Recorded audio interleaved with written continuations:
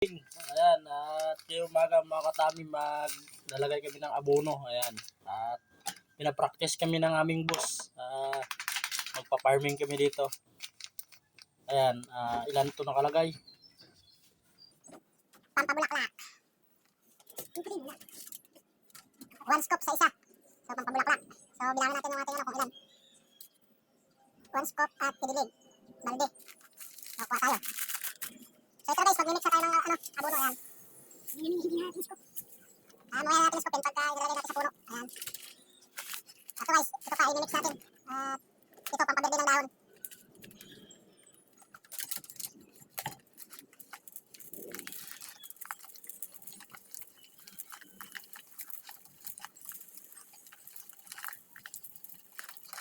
Ito guys, yung malaki, ito yung magamitin natin sa maliliit. Ito. Na paglalagay pa natin ito once a week. Para maganda yung kanilang pagbunga at pagtubo. Kaya kami pala guys ay pinapractice pa lang ng aming boss at nagawa kami ng farm dito. Magkakaroon kami ng sari-saring mga prutas. So, okay muna to guys.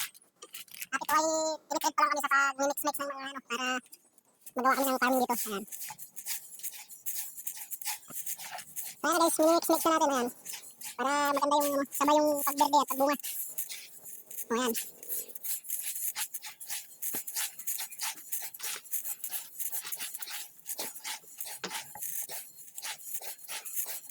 So guys, pupunta na kami dun. So ayan na guys, mag-abono na kami dun. At ayan, dalawa kami. Unahin natin ito, no? Tingnan na isang scoop. Ito guys, kasi maliit pa. Isang scoop lang na maliit. Lagyan natin sa puno. Yan, medyo layo natin ng konti para di siya maano. So ayan guys, dito isa.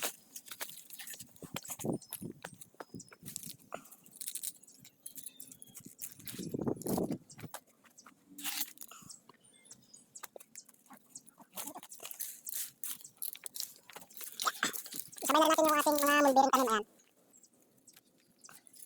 Tapos ay mamaya, basa-basahin natin ng tubig mamayang hapon. Dito guys, lalagyan na natin to. Ayan. Marami tayong mga tanim dito na mga ano. So pag maliliit na scoop lang muna.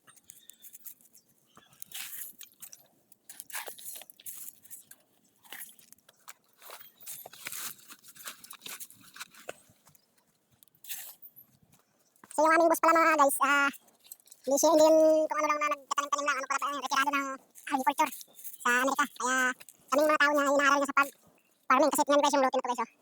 Ayan, pupunuin namin ng tanim to. Ayan. Kaya kumbaga itong ginagawa namin ay dinidred test niya muna kami. At pagkatapos ng pagiging successful, ito na namin gagawin. Gagawa kami ng farming dito. Sabi? Yung ginagamit natin na abono. Pinag-mix na natin ito yung pabulaklak at pagberde. So kumaya na natin lagyan ng ating mga saging. So ayan na guys, ito may pabulaklak tayo sa taktong-sakto ito sa kanya kasi pabulaklak. Ayan guys, oh. Ayan, oh.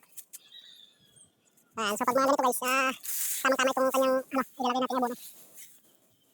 So bali sa ganito guys, isang scoop na malaki natin ilagay, ayan, oh.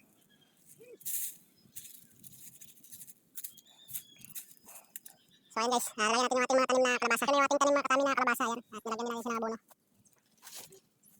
At doon sa baba, punta pa tayo doon, meron pa tayong mga tanim doon.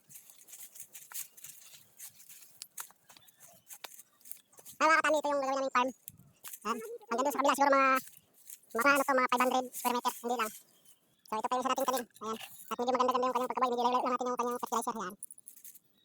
So malaki na siya mga katami, lagyan natin ng tulos para hindi maapakan, yan. So doon naman sa baba, ito pa yung isa nating kalabasa mga katami, at pag nabuhay ito, ang dami nating gulayin. Ayusin muna natin yung kanyang posisyon bago lagyan natin ng fertilizer.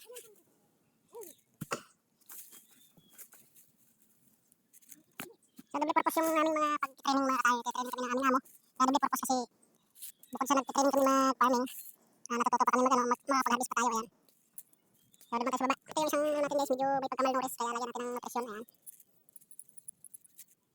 Nawa ang nabuhay sa isang butas, ayan. Lagyan natin siya ng nutrition para maganda ano. Ayan. Lagyan doon isang scoop sa malaki. Ito, lagyan mo lahat yan. Hindi, ubos mo.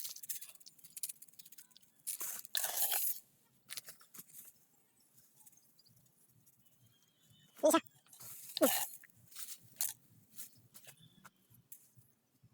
Damay mo na rin yung sili. Ito. Sili. So ayan guys, pati yung siling labuyo, yung original na labuyo, ilagyan namin para magandang ano. So tapos na tayo dito guys at habangan yung mga susunod nating video at once a week tayo naglalagay. Ayan. So nandito na lang. Ating video. Thank you for watching.